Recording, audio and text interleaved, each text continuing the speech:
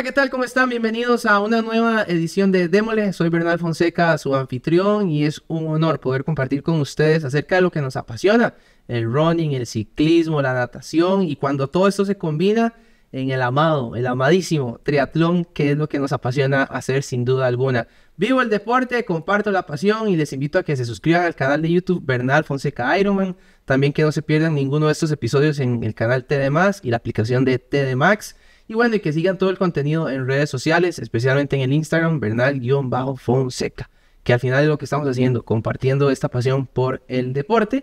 Y recuerden que este programa es presentado por Subaru, que anímate a lograr lo imposible con Subaru. Hoy tenemos a un maestro del triatlón en Costa Rica, sin duda alguna una persona que tiene un amplio recorrido, que esto lo ha llevado ahora a entrenar muchísima gente y ya nos va a contar un poco más de eso, pero nos acompaña Andrés Alfaro. Andrés, bienvenido, triatleta costarricense de hace más de 38 años, clasificaciones al World Championship de Kona en el 2022, también el 70.3 en Chattanooga y déjame ver el otro, que aquí lo tengo apuntado, en Quebec, Canadá, correcto. Y además dirigís uno de los equipos, yo diría, más numerosos e importantes de triatlón y de estas disciplinas que lo conforman en Costa Rica como Trizón. Bienvenido.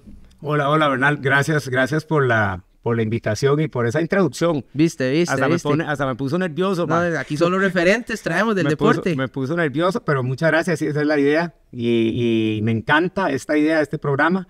Lo hemos conversado ahora, antes de empezar, y una idea increíble de fomentar todo lo que hacemos nosotros, este deporte que es pasión. Queremos hablar un poco con Andrés sobre el tema de planificación deportiva, pero en el camino nos dimos cuenta que también hay mucho en cuanto a historia y desarrollo del deporte del triatlón en Costa Rica, así que creo que vamos a hacer un híbrido de ambas cosas. Okay. Si terminamos haciendo más historia que planificación, otro día volvemos a invitar a Andrés y hablamos más de planificación. Claro. Pero bueno, Andrés, contanos un poco, 38 años de estar metido en el mundo del triatlón. ¿Cómo podrías definir el triatlón de hace 38 años al que hoy ves y que también vos formás a mucha gente en esta materia? Sí, es un cambio radical, más que todo en tecnologías, bicicletas, en tenis, hasta en geles, en lo que es nutrición, lo que es hidratación, los lugares donde competíamos antes. Estoy hablando de hace 37 años, con eventos totalmente diferentes, corriendo con ropa que no es la de ahora. O sea, la gente se asustaría ahí viendo cómo competíamos en aquella época. O sea, cero forro, cero pad, cero trisuit, como son los de ahora. Totalmente diferente, pero era un ambiente igual que ahora increíble. ¿Qué era lo diferente?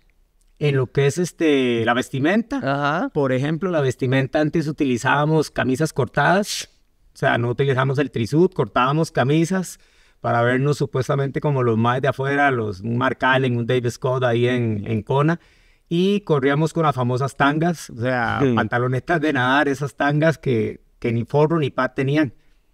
Y los asientos casi que de cuero de las bicicletas. Yo no sé cómo hacíamos en esa época para aguantar esos eventos o hacer esos eventos, pero era tanta la pasión, era algo que entró en Costa Rica tan chiva que uno se inyectó todavía estos 37 años que lo sigo viviendo con la misma pasión. ¿Cuánta gente había en ese entonces, cuando ya vos entraste? Y porque estamos hablando que viste las primeras etapas del triatlón en Costa Rica, pero ¿cuánto tiempo tenía de desarrollarse cuando ya vos entraste? Y entonces, ¿cuánta gente había en ese momento? Creo que yo entré como en el 87-88 a hacer mi primer triatlón.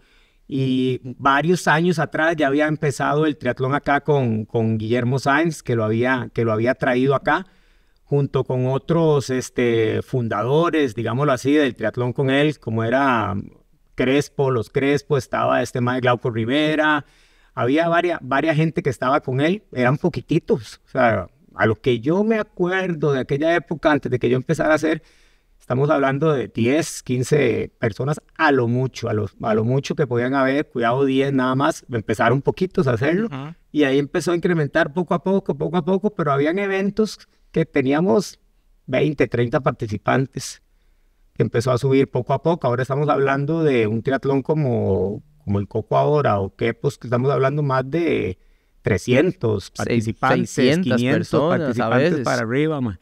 que pues el Coco, antes eran menos de 100 participantes. Y precisamente, ¿cómo llegaste vos ahí, al triatlón? Porque ya corrías antes, hacías ciclismo, ¿cómo fue esa de... Creo que todo el mundo tiene una historia de cómo llegó al triatlón, pero contanos brevemente la tuya. Bueno, empecé, bueno, como todos aquí en Costa Rica, jugando fútbol. Viendo a ver si nos pegaba en fútbol ahí, todo desde niño. Mi papá me llevaba a jugar fútbol y después empecé a correr. Okay. Solo correr, o sea, solo corría en la UCR, en el equipo de atletismo, los 5000 de pista, todas esas cosas, la famosa... Muchas carreras, más es que qué historia, demasiado más, muchas carreras como la Candelaria antigua de Armenteros, del gordo Armenteros, que ya murió un cubano, que hacía las inscripciones con números viejos, porque se le acababa en el centro de San José, terminaba en Pavas, ma. Entonces empecé a correr hasta que un amigo, Alejandro Sáenz, que sí hacía en esa época ya tenía como 1 año, 2 años de hacer, dime, mae, hay un triatlón ahora ahí en Caldera, mae. Digo, vámonos, y le digo yo, mae, como yo si yo solo corro y no sé ni nadar, o sea, ni nada, o sea, yo sabía de carajillo en Alfredo Cruz Bolaños ahí con los bambús donde nos tiraban a flotar y todo, me defendía, pero no meterme en el mar de Caldera, me daba pavor en esa época, y en esa época me dicen, ok, hagamos una prueba, man. Nos fuimos a una piscina, Bernal, y empezamos a dar vueltas alrededor de la piscina. O sea, no recto, sino que bordeando toda la piscina. El perímetro. El perímetro, ma. Y donde me quedaba, empezaba a flotar. Y me dice, ma, en el momento que usted haga unos 15 minutos, ma, ahí, dándole y flotando y todo, ma, estamos listos. Ese era el toque, estamos listos. Y empiezo, ma, flotaba, ma, me iba, gracias. Ma, estamos listos, Caldera en 15 días, ma. Seas tonto. Ma, una bici prestada, ma. Sí, ma, me meto a Caldera con el pavor del mundo, ma. Por eso a veces entiendo a la gente nueva que hace tri ahora, ma, de que el primer miedo es el agua, ma. El aguas abiertas. El aguas abiertas es el miedo hasta para cualquier entrenador, ma. Y me fui a Caldera. Y para no cansarlo, ma, con el cuento, salí vivo del agua, del mar de Caldera, que era increíble nadar ahí. Eso es una piscina en esa época, ma. Y la bici, la carrera, sí la terminé bien, porque como nos decía Alejandro, ma, decíamos, ya cuando tengamos las llantas de hule en el suelo y las tenis, estamos vivos, ma. Pero salgamos primero el mar como sea, ma. Entonces, así empezamos y ahí empezó, ya. Siguieron triatlones como Charrarra, el Coco, que era el más retador de aquella época, ma. Que el Coco ya, si no me equivoco, este año se celebra la 40ª edición, o sea, la 40. Correcto. Hace 40 años. El Coco, famoso el 40 Coco. Años. ¿Cómo era ese Coco de esa época? El Coco de esa época empezaba a mediodía. Durante muchos años empezó a mediodía. O sea, el Coco, los recorridos, la natación en el mismo lugar. El ciclismo era igual, similar, hacia Sardinal, hacia afuera y vuelta a la cuesta. Lo retador es que era mediodía y la carrera eran 8 kilómetros hacia el cruce de Sardinal, subiendo la cuesta de Condovac, bajándola, volviéndola a subir y bajándola. 8 kilómetros y 8 kilómetros ahí en la tarde subiendo eso. Era bastante retador. Y siempre, en tanga. Y en tanga, o sea, no había tanga y miniseta performance cortada ahí, man, para verse bien aerodinámico. Qué madera. Ahora hablemos un poco en ese entonces, ¿cómo era la planificación de estos eventos? Para combinar un poquito con el tema de origen. La planificación era Deni. No había nada de planificación. No había nada en esa época de planificación, era solo él, solo haga kilómetros, como digamos ahora hacer una zona 2 de entreno para empezar un evento, para empezar el proceso de fase, pero no había una guía, man. No habían relojes con GPS, no habían nada, no teníamos nada, eran todavía en esa época en que empezó no había, pero después entraron los Timex Ironman, no sé si lo viste, que era la marca oficial del evento Ironman en Kona. Entonces Timex tiene un reloj, man, que era solo cronómetro y cuenta regresiva. Pero la cosa es que decía Timex y tenía la M de Ironman. El que tenía ese reloj volaba. Era la crema innata. La crema innata. Entonces con eso ya uno medía en cálculos. Entrenaba en cálculos. Bueno, más o menos acá decía 1 kilómetro.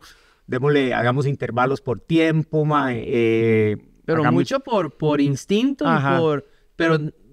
Porque ahora contabas de don Guillermo, y si llega a ver esto, Memito, un saludo. Sí, un saludo. Y ojalá algún día lo podamos tener también en este espacio para que nos cuente todas esas historias. Pero alguien como Guillermo se convirtió en entrenador o quién empezó a entrenar gente al tiempo? Era un guía. En lo que me acuerdo, Memito era como un guía, o sea, porque Memito tenía sus conas ya después, excelentes posiciones, excelentes carreras, lo trajo, entonces Memito era como el guía y Memito empezó, bueno, en mí, digamos, casi que en todos los estados, a introducir los entrenamientos por ritmo cardíaco, porque él empezó a traer acá lo que tiene ahora, que es la marca Polar, si se puede decir, la marca Polar, empezó a traerla, que era por ritmo cardíaco, empezó a entrenar, entonces empezábamos a entrenar todos, ya después a la manera de Memito por ritmo cardíaco, y se empezó a introducir ahí el ritmo cardíaco poco a poco, pero lo principal era la percepción del esfuerzo de cada uno, de 1 a 10, como se está utilizando mucho ahora, o sea, volvió mucho la percepción del esfuerzo. Entonces, de 1 a 10, mae, de 10 se está ahogando, mae. Vamos a hacer intervalos a 10, a zona de vómito. Vamos suavecito, 2, 3, mae, de su percepción de su esfuerzo, y ahí empezó poco a poco, pero no había nada así como muy estructurado como hay ahora, ¿no? Sin plataformas, no había Strava, no había Training Peaks, no había nada de eso.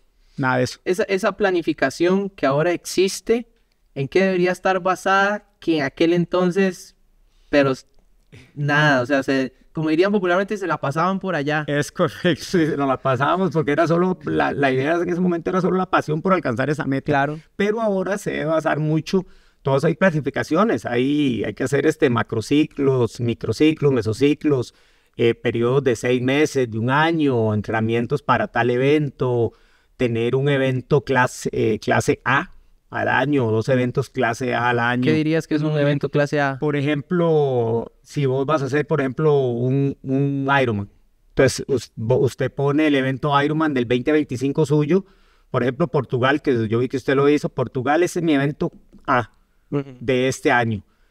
Todo va enfocado en entrenar para ese evento, porque es mi evento A. Y cada competencia que haga previa va en función de eso. B, C, D. O sea, estamos hablando ahí de los masociclos, o sea, de los periodos que hay ahí de preparación que, por ejemplo, Bernal agarra dentro del periodo de 1 año para Portugal, de todo ese proceso, que dura 1 año para un Ironman, 8 meses, 6 meses, depende del nivel de la persona, y Bernal agarra el triatlón del Coco. Entonces, allá se hace un periodo corto de preparación para el Coco, pero ese Coco es B o C de la A. Entonces viene Candelaria, o viene esas carreras de atletismo que también sirven, o maratón de San José. O maratón de San José, maratón es C con respecto al evento. Entonces agarro un 21, entonces en ese momento se hace un mesociclo, dentro de ese macro se hace para preparar la media maratón de San José, un ejemplo. Entonces tenemos macrociclos, mesociclos y microciclos. Dentro de todo el proceso de preparación para un evento A. O sea, no es que solo un evento A, si el nivel de la persona lo aguanta, hay muchos A de eventos al año. Pueden haber 2, pueden haber 3. Pero normalmente hablemos de una persona que está como normal, digamos, un mortal, que está haciendo su primer Ironman, su primer medio Ironman, su primer olímpico, su primer sprint. Entonces, siempre se pone ese como prioridad A del año. A la hora de planificar con estas personas que llegan a tu equipo, hablemos un poco del equipo antes de llegar a eso. ¿Cuántos años ya de tener Trizón? Híjole, digo yo, como 14 años, más o menos, años. Sí, bastantes o más. El Trizón yo empecé con un grupo de mujeres corredoras. Ve, ya me llego una historia, no importa. Un grupo de mujeres corredoras que se llamaban, Bernal, usted se va a reír ahí, las Lagartrotters.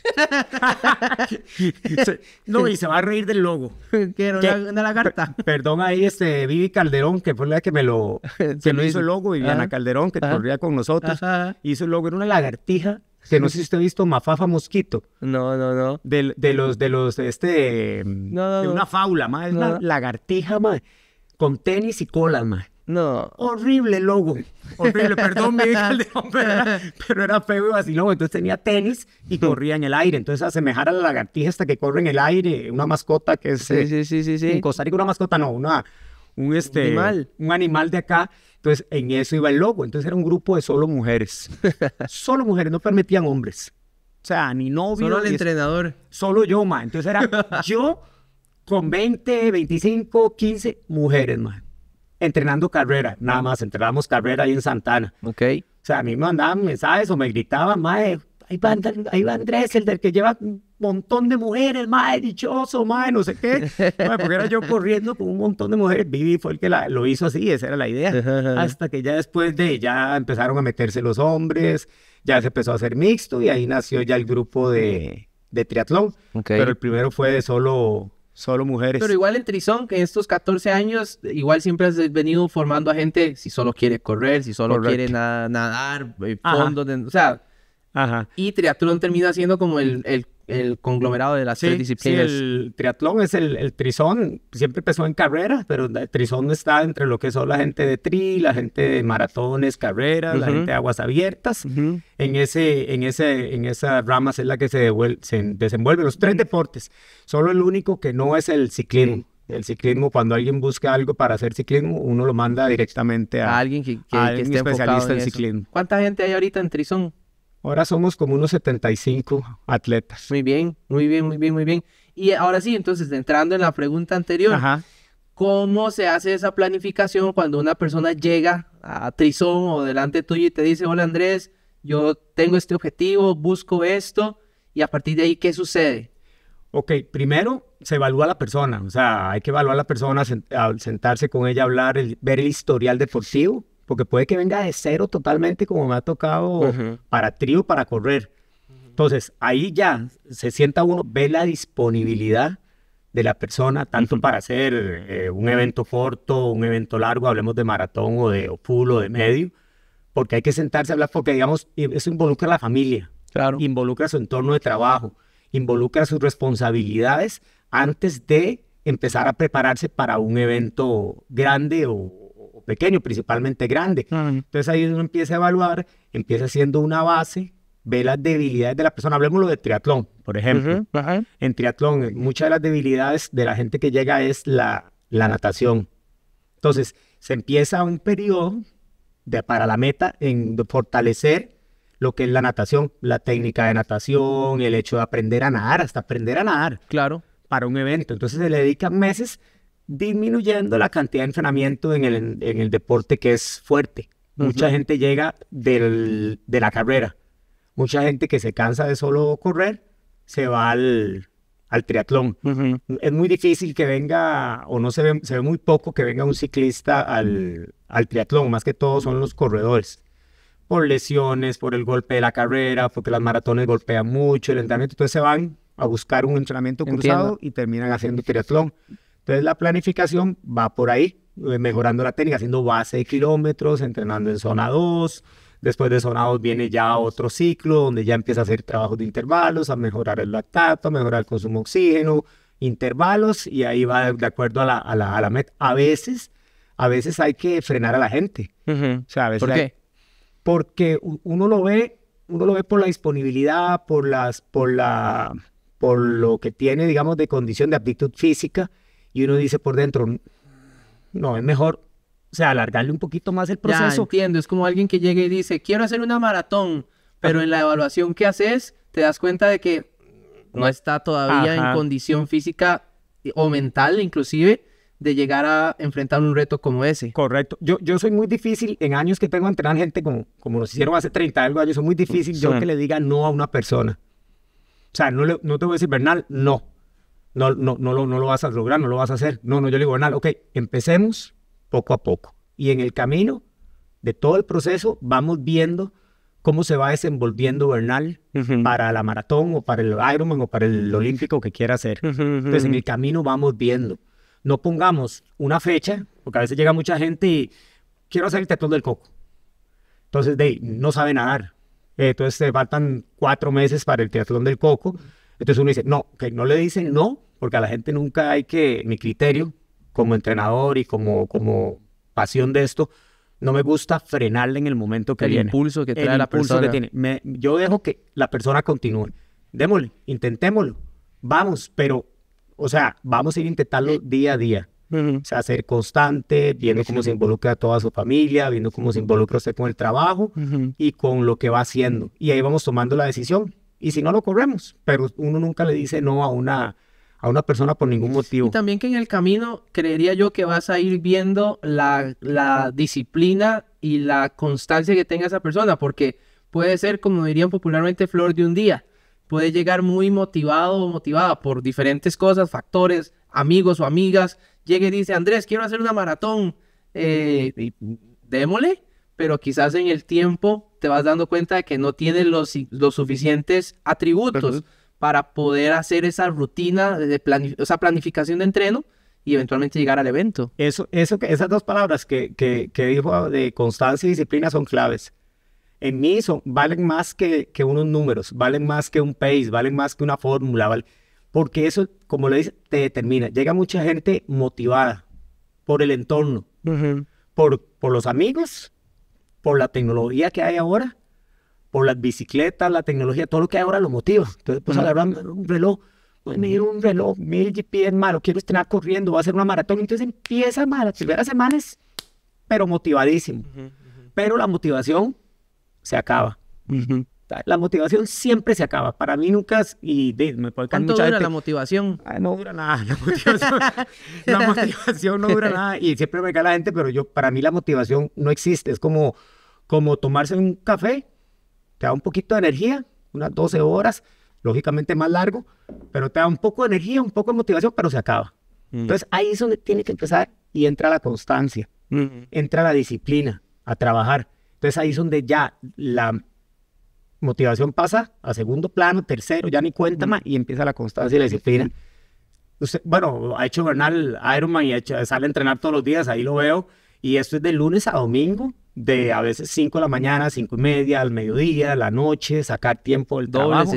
Doble sesión, fatiga, lluvia, sol, todo se involucra. Entonces ahí es donde la persona, como les digo yo, tiene que apretar dientes, poner la constancia adelante y darle. ¿Qué papel juega la planificación en ese cambio entre motivación y constancia y disciplina? Porque de pronto, ¿verdad? Puede ser una planificación muy pensada en aprovechar este momento de clímax de la persona, pero de pronto cuando la persona cae, la planificación debería sostenerla de alguna manera para entrar en esa constancia y disciplina y agarrar ese ritmo a futuro. Correcto. Digamos, yo lo que hago es que veo, digamos, a veces manejo gente por Training Peaks o gente que yo entreno con la gente de lunes a domingo. O sea, yo entreno con la gente para sentir. Sí, claro. A la gente. También te he visto haciendo eso. Ajá, la gente entrenando y sentir y ver, ok, Bernal me ha bajado el ritmo de entrenamiento, no llegó ayer, no llegó antier, se brincó tantos entrenamientos. Entonces,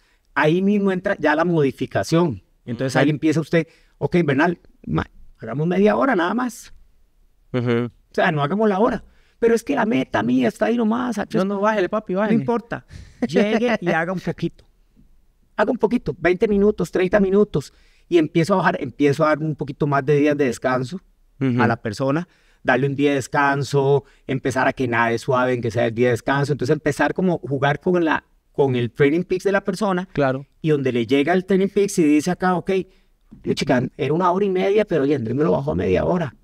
Me bajó 1 hora de bici de rodar en lugar de 2 horas. Entonces ahí la persona dice, no, aquí pasa algo. Entonces yo utilizo mucho ahí, mae. ¿Qué es eso? El toque, digamos, de que, ¿cómo es que se llama, mae? Lo que usa uno que como que trata de hacer esto para que la gente vea o se dé cuenta de que sí puede hacer lo otro. Y le estás hablando a Juan para que entienda correcto, Pedro, una hora así. Correcto, algo así. Entonces al rato, a las semanas, Andrés, pero ¿por qué yo hago tan poquito? Entonces ya inyecta. Ok, entonces inyecta de nuevo. Va de nuevo. Sí, vamos a poder. Entonces va de nuevo a traer las distancias. Y ahí va eso. Claro. Ahora es muy difícil encontrar gente que sea totalmente constante y apasionada por eso. Sí la hay, pero es muy difícil por todo el entorno que hay ahora, por la sociedad, por todo. Por todo. Entonces esa constancia, esa disciplina que son claves en esto, que son muy claves, llegan a desaparecer. Las zonas, ¿qué papel juega? Porque muchas de estas planificaciones funcionan por zonas, por frecuencia cardíaca, ¿verdad? Y pensando hacia estos 3 conceptos que me dijiste, macro, meso y micro, ¿verdad? Pero ¿qué papel juegan las zonas en toda esa dinámica? Es de una parte muy importante porque ahí están, digamos, las zonas, usted las puede manejar, zona 1, zona 2, zona 3, zona 4, zona 5, por ejemplo.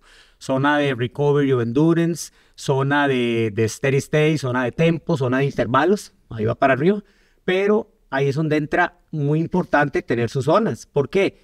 Porque los días de recuperación son muy importantes, activos, para mantener esa planificación. ¿Qué es lo que le cuesta mucho al atleta? O nos cuesta a veces mucho. Entrenar suave. Entrenar suave. Y eso es parte de la recuperación. Claro. Eso es parte de, porque si yo todos los días estoy allá, va a llegar un punto en que me fatigo, sin darme cuenta estoy fatigado, viene un down, o me levanto cansado, etcétera, y no rindo. Claro. Pero es por eso mismo de no respetar, eso es muy importante, las zonas de entrenamiento. Entonces, por ejemplo, si empezamos una planificación para un evento de una maratón o un Ironman, o sea, en esos momentos, la zona 1, zona 2 son muy importantes, porque son nuestra base. La zona 2 es nuestra mejor zona de entrenamiento para deportes como Ironman, medio Ironman, maratón, media maratón. O sea, es muy, muy importante, casi que es nuestra amiga todo el proceso de estar ahí metiendo kilómetros en zona 2. Y después las otras zonas poco a poco. Pero a veces esa zona 2 hay que hacerla en zona 1 para recuperar. Un día de natación suave, un día de trote suave, un día de rodillo de 1 hora. Estoy hablando así al aire. Sí, general, sí. O salir hasta caminar.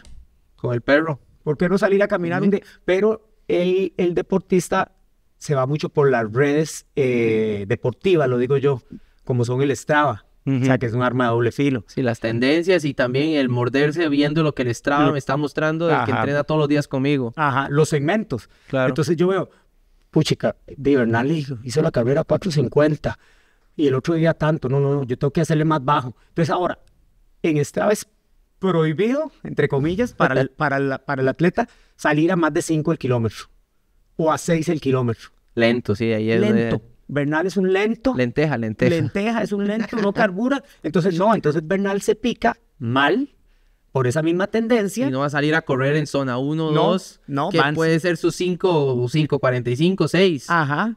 Y puede ser su zona, no, tiene que ser menos de 5. Menos de 5. Sí, menos de 5. Sí. La velocidad de la bici, 30 y algo por hora. La natación a gas. Entonces ahí es donde llega que yo veo la recuperación del atleta. Entonces ahí es donde entra la recuperación. No respeto la zona 2 o la zona 1 de recuperación o los días de recuperación. Sí. Yo tenía, y le cuento así, para el Ironman de Kona, donde me estaba preparando, tenía carreras, fondos a 6, fondos a 5:50, fondos de pace de carrera al kilómetro, por ejemplo, porque era mi zona 2 con mi entrenadora, donde la trataba de respetar al máximo. Trato al máximo de respetarla, a veces cuesta, pero trato al máximo. Entonces en Strava yo recibía mensajes, Alfaro, está bien, está lesionado. Alfaro, ¿qué le pasó? Ya viene el evento, está corriendo demasiado despacio, ¿tiene alguna lesión?